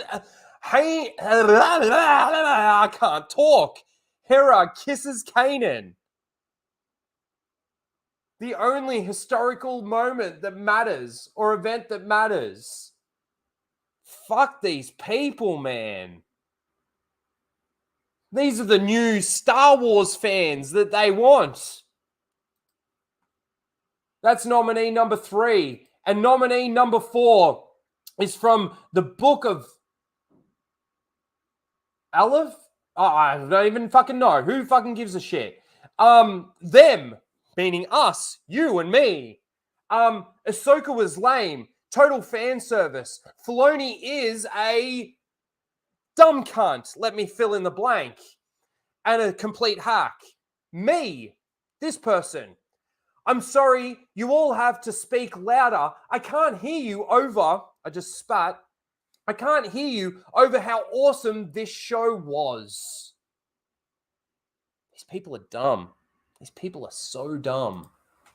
All right, let's get the poll in the chat. Seal of the week? Question mark. Shut up, Rhino. And starting to sound like Mozza. All right. Poll is in the chat. Should be now. All right. So nominee number 1 was Pulp Memes.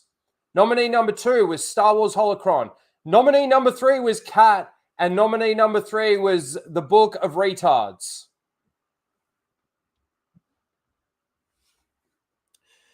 Get your votes in now. All right, let's watch Honest Trailers.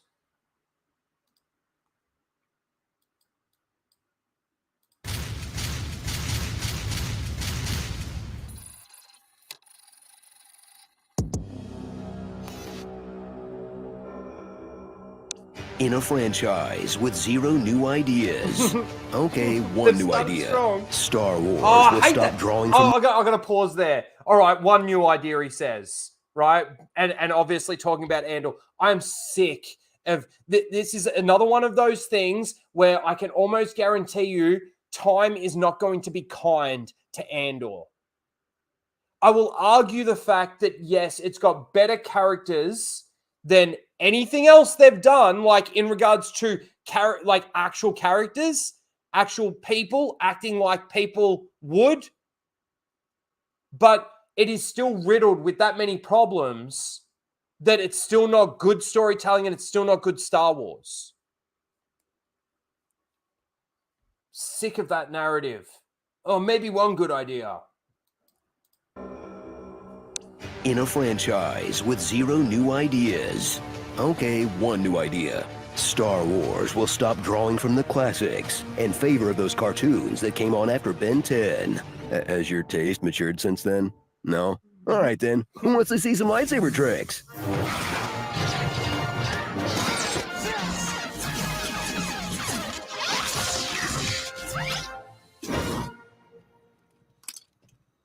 How inevitable. Ahsoka. Get ready for a no BS back to basic Star Wars adventure. Light sides and dark sides, X-Wings and TIE fighters, and cute droids and aliens begging for the sweet release of merch. Click the shop tab to learn more. But what really makes Ahsoka feel like that George Lucas original recipe is some of the worst dialogue since I Don't Like Sand. Don't worry about me. I'm not. Good. Should I be? What? Worried. Nope. I'm joking. You're joking. Yeah, I'm joking. How can you joke at a time like this? What would you prefer? I don't know. You want me to be more serious? I prefer it. Stop. Burn my life to make a sunrise that I know I'll never see. Hey, that was from Andor. You're right. Just wish she had changed a little. That's Ahsoka. Is that a stingray trying to eat Tony the Tiger? No, it's Ahsoka Tano, a compelling character, as long as you don't count her first movie. You're stuck with me, Sky Guy. What did you just call me? Or this entire show. All right. Then. Yep. Watch her cross her arms and monotone every word. Tell me what's going on. And fight like someone who's afraid her tentacles will fly off if she moves too fast. This absolute charisma hole will meet her match in Sabine Wren, a rebel straight out of Rebellious Characters Incorporated, complete with purple hair, speeder bike, and dual Jedi Mandalorian backstories like some kind of pirate ninja. Alone, they're boring. Together, they'll have the chemistry you'd expect of two ex-coworkers on a road trip that will have fans everywhere wondering which one of them can sigh more.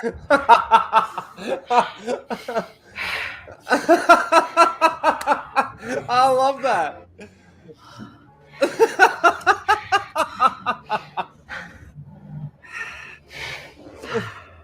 The student has become the master.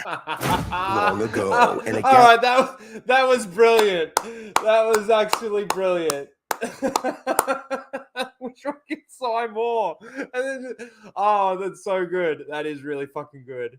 Galaxy that's surprisingly clean now. Our heroes must stop the bad guys from building a portal to all the garbage hanging out in the Star Wars extended universe. To do that, they must boldly solve a bunch of stupid puzzles, find the key, Looking for a key, okay? crack the code,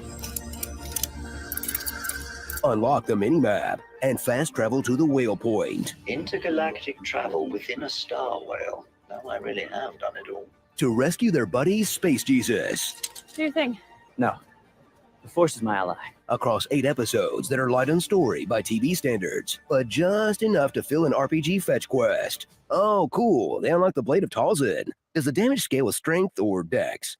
Finally, gaze upon live-action Thrawn and his live-action dad gut. Also, does the Empire not have a tailor? What's going on here? Grand Smurf Tarkin over here is the heir to the Grand Empire Smurf with a Tarkin. plan to raise an army slightly less dangerous than butter. But to do that, he must team up with Morgan the Space Witch to... Hang on, they have space witches now? You're a witch, an ancient people from a distant galaxy. Okay, so not witches, just ancient aliens. Witchcraft. More witches. So, witches. My people were among the first to harness and ride the creatures in the days before time was counted. Okay, you win. I stopped caring. Plus, bringing some small shred of light to the dark side is Balin Skull and the little sister he picked up along the way. Your ambition drives you in one direction. Take your place in the coming empire.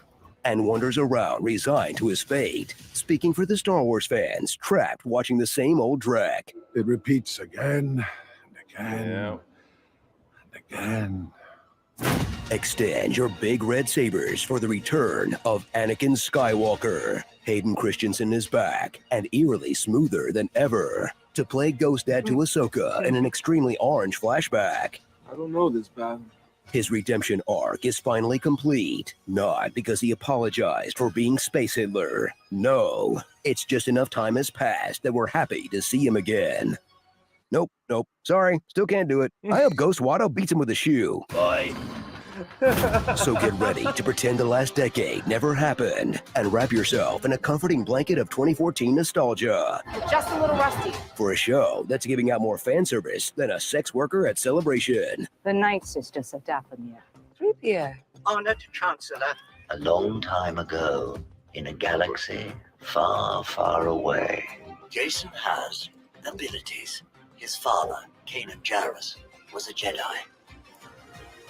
Okay. Until it's clear this franchise stalled out years ago and has been slowly rotting in the belly of a Sarlacc of its own creation. Mm-hmm. Who wants to see some more lightsaber tricks, huh?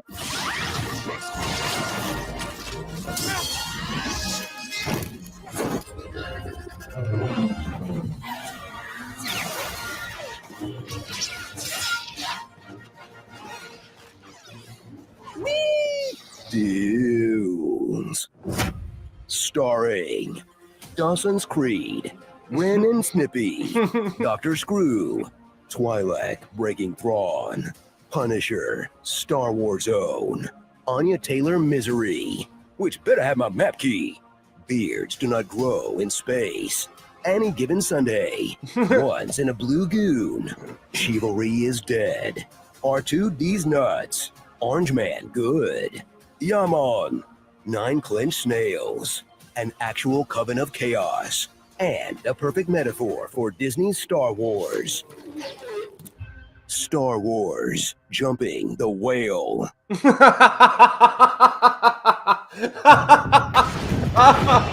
Oh, right, because he turns into Darth Vader. That's like poetry, so if they rhyme. Hey, Screen Junkies, you know who needs therapy? Me. You know who else? Spider-Man. We asked a clinical psychiatrist to put all movie versions of Peter on the couch to see what makes them tick in an all-new episode. That's it. That's pretty much it. That's fucking great. Ahsoka jumped the whale. Oh, that's so good. Fucking Screen Junkies, man. I'll give that a like. That was good. That was really good. Whale clap. That's maybe what I should start calling it. Whale clapping. Oh, that was good. That was actually very entertaining, very enjoyable. More enjoyable than Ahsoka. Way more enjoyable than Ahsoka. All right. Let's bring up Seal of the Week. Let's get that all wrapped up. All right. Where am I? Share. Oh, don't tell me you're doing this again now. The fuck, StreamYard.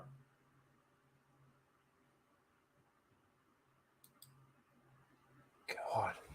All right. So, if you want to get some last minute votes in, that is number 1, Pulp Memes. Number 2, Star Wars Holocron. Number 3, Cat. And number 4, The Book of Retards. Let's see. Ooh.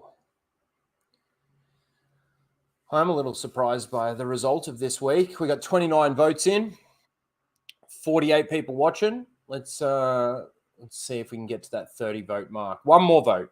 29 votes. We got the 30 votes. 31 votes. Awesome.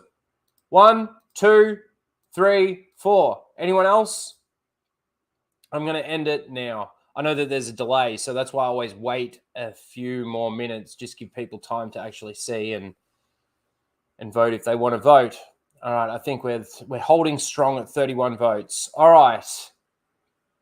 Ending the poll.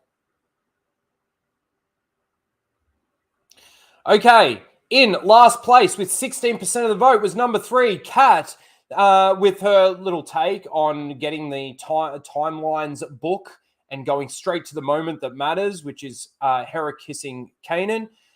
In third place, or second last place, with 19% of the vote was number 1, Palpamines. I honestly thought Palpamines was going to take it out, but no. The audience has spoken. Palpamines is hyped to see Rey back on the big screen. Doesn't care what anyone says. In second place, the runner-up for this week, with 29% of the vote, is number 2, Star Wars Holocron, saying Andor is some of the best Star Wars ever. And the winner of this week's Seal of the Week is number 4 with 35% of the vote. The Book of Retards says them. Ahsoka was lame. It's total fan service. Filoni is a disloyal piece of shit hack, and he fucking hates Star Wars, and he hates Star Wars fans, and we hate him just as much. I'm sorry. You'll need to speak louder. I can't hear you over how awesome this show was. So congratulations to the Book of Retards. You are this week's Seal of the Week.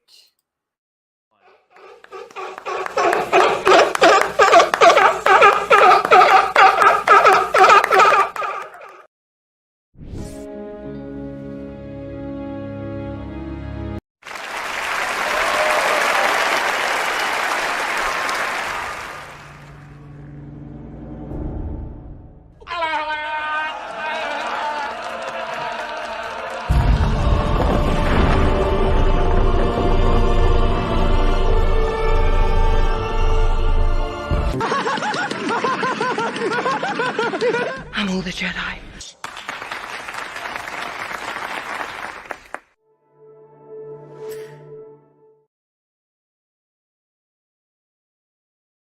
Love it. What's his pronouns? Is there pronouns? No pronouns for the winner. Is there pronouns for Cat? All right, no pronouns for cat. Star Wars Holocron. No, I don't think Star Wars Holocron has pronouns. And Palpamines. Oh, not one of them this week had pronouns in their bio. There you go. All right, let's watch some Knights of the Old Republic clips, some real good Star Wars stuff. Bit of a palate cleanser, and then we'll get out of here. Again, thank you everyone for being here. Thank you to everyone that was rewatching the stream. If you haven't yet, please smash the like button. If you're not subscribed, please subscribe. Got a great video coming out soon. It should be done.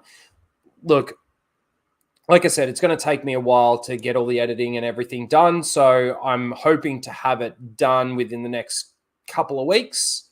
And I know that sounds like a long time, but with how much time I get to spend on these types of videos each week, it's not a lot with working full time and shit like that.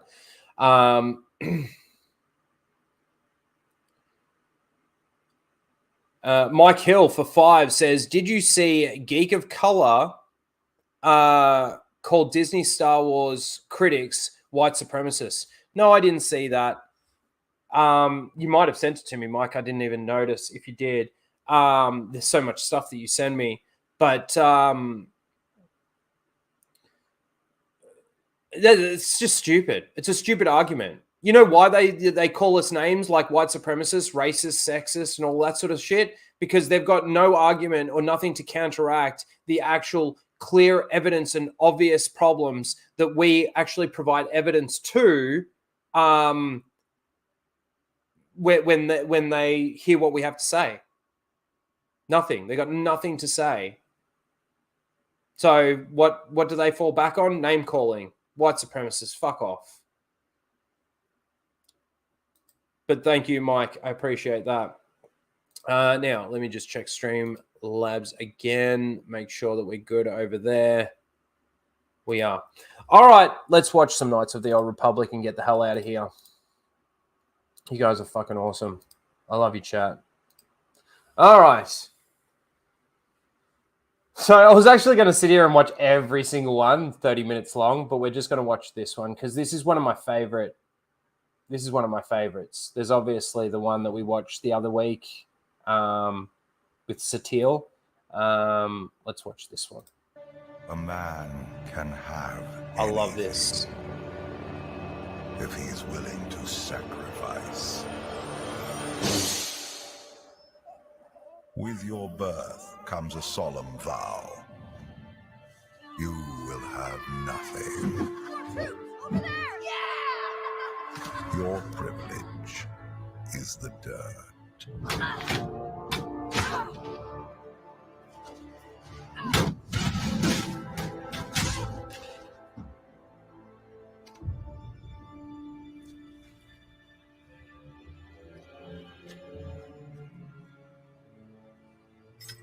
In the darkness,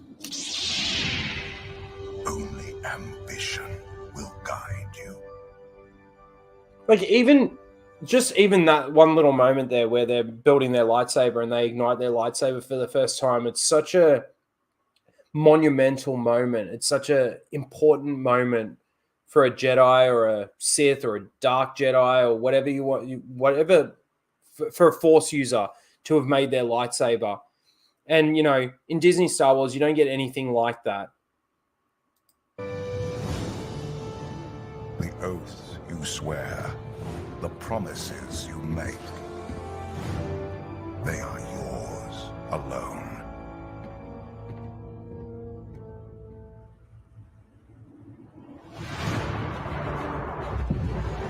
Your freedom will be the wars you wage.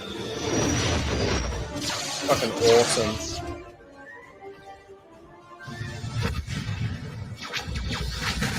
Your birthright, the losses you suffer.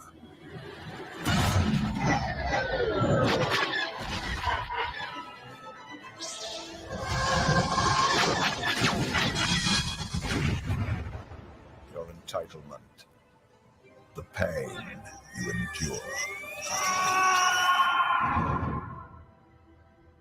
Fucking awesome.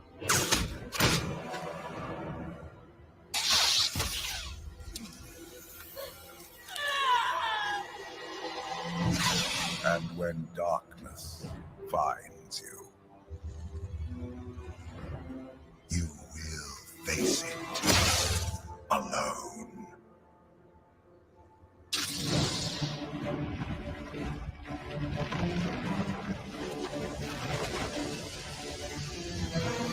God, I love this, man.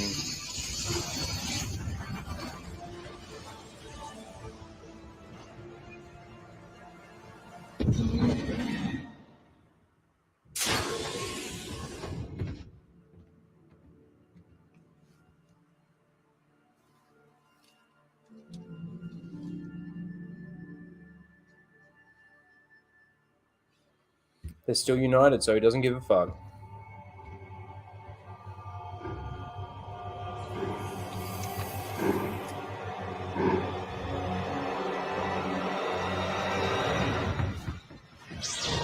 Goes full dark side. That's Sith Eye. So meaningful.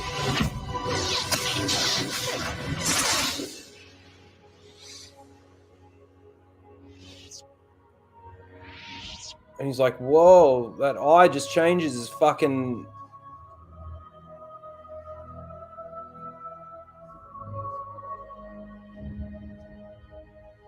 So meaningful, man.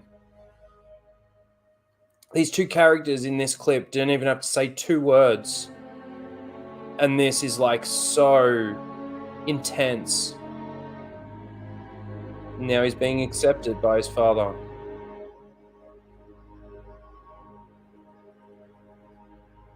Come with me, son. Fucking brilliant. And we're gonna watch this one as well. We'll watch another one because it's fucking so awesome. So fucking awesome.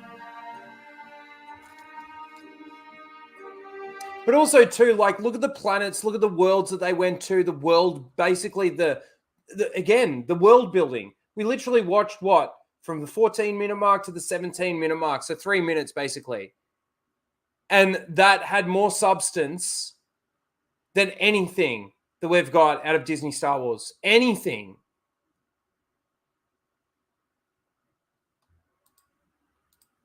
Fucking so good.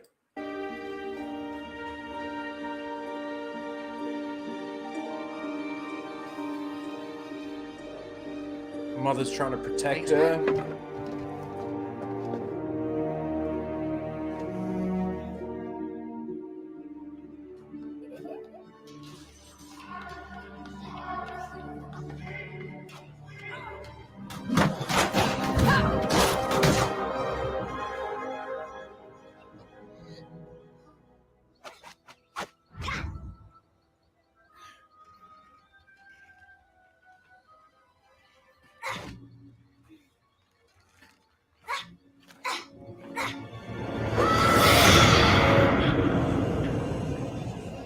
Now, again, I actually want to point this out, like, in regards to Sabine using the Force. Like, this chick, obviously, she was able to, like, use the Force from a very young age. It was uncontrolled, and she's trying to copy her brothers, and she can't do it, and then she gets angry about it, and that anger is then what gives her power, and she notices that anger gives her power in this moment. It's so, again, these characters aren't saying words, but it's showing such amazing stories, such amazing storytelling, such amazing character development.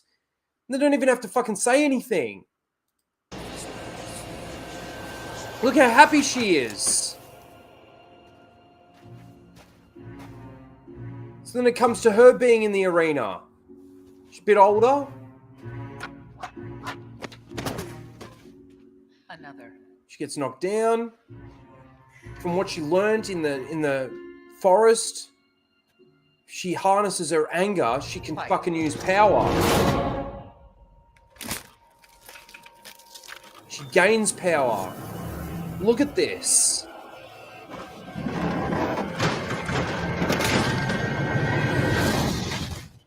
Snaps out of it.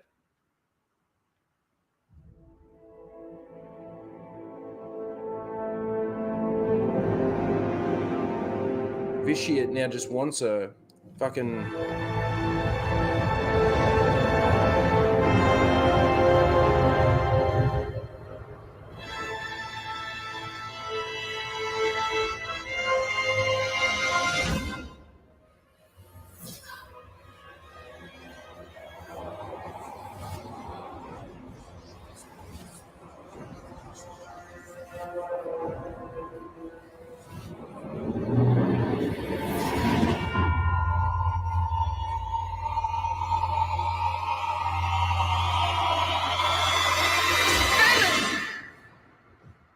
So fucking good, man.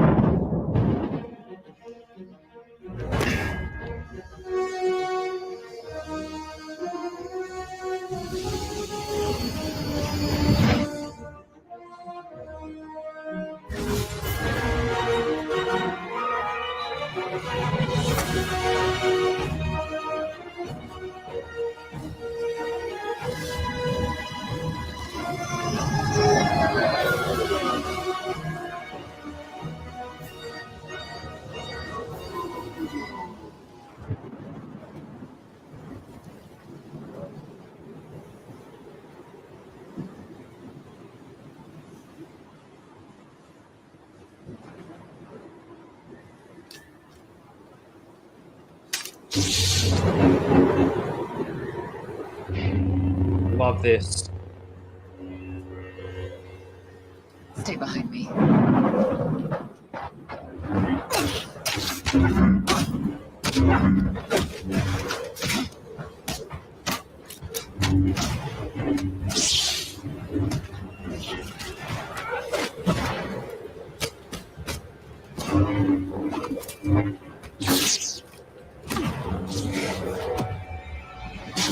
Awesome. She hasn't moved. Belen, come on.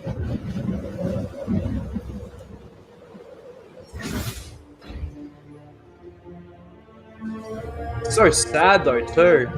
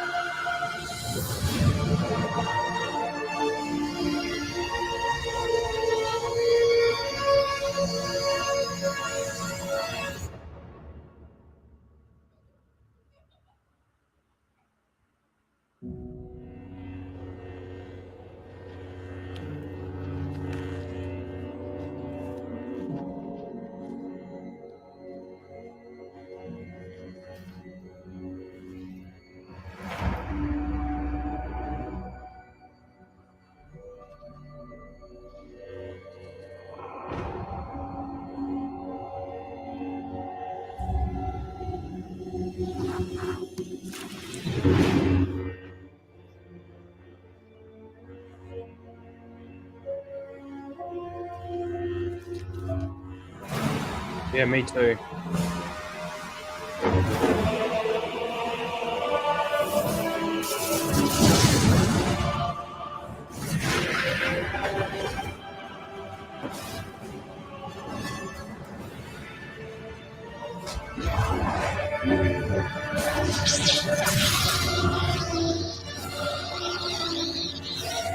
He becomes so evil.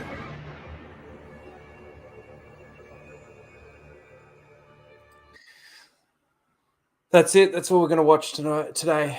Fuck. We just watched, what, 10 minutes? And that 10 minutes was better than anything that Disney Star Wars could ever do. Hey, Valley Law. We're about to wrap up. Man, fucking unreal. I love that shit. And it is a good palate cleanser after the shit that we get. Yes, now this is Star Wars. I agree.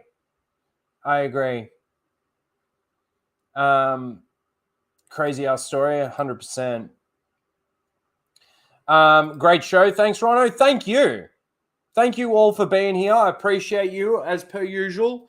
You're always here week in, week out. Again, if anybody has come back in and is rewatching the stream, please do smash that like button. And if you're not subscribed, please subscribe. I've got this video coming out. I think you guys will love it. I'm loving making it. Well, at least putting the script together so far, and I know that I'm going to enjoy the editing process. It's going to take me a while, but it will be coming out in the next couple of weeks. And yeah, let's see. I'm pretty sure the Jack Show will be live soon, won't they? Whose channel is that going to be on? Let's have a look. Have I got a notification or anything for it? Nothing yet. I don't know whose week it is. Is it Anna's? Let's have a look. There's nothing on Anna's channel saying coming up. Maybe Cecil's? Let's have a look at Cecil's channel. No, there's nothing scheduled there. Where's John Malin? Where's John Malin? Oh, there's John Malin. Nothing scheduled there. I don't know. But anyway, I always like to give them a plug because Anna's awesome. She's been a real help for me and my channel and everything. And yeah, I just love her to death. She's awesome. Anyway, I don't know who's hosting it. Just keep your eye out, get your notifications turned on and all that sort of thing, and you'll find out. Thank you, everyone. Yeah, thanks to all the members. Your ongoing and unnecessary support is definitely helpful and greatly appreciated. And the reason why I say unnecessary is because you don't need to pay or anything like that to subscribe or watch or anything, and you support over and above what is actually necessary. So I appreciate you guys. That's it. We will see you next week. I will try and get out a video. It has been hard. Obviously, doing the full Aussie stuff as well does make it a little bit more difficult too, but I will try for you guys. And if I don't get a video out, I'll see you next week for Casual Rage. What are we getting? Creeping up to like 150, 148. All right. Have a good day. I'll speak to you guys later. Bye, everyone. They came bounding over. Fuck off! Disney! You fucking cunt! A few minutes? Are you kidding? At the rate they're gaining? No, what is it? You have to shoot this. Traveling through hyperspace is like dusting, ain't like dusting crops, kid. Without precise calculations, we fly too close to a store. They're bounce into a supermarket and then... Yeah. Be a hell of a mess. What's that? Watch. You're losing your deflector shields. Go strap yourselves in. Be careful on the way out. Yeah, sure. I'm taking very caution. You go away. Bounce too near a supermarket?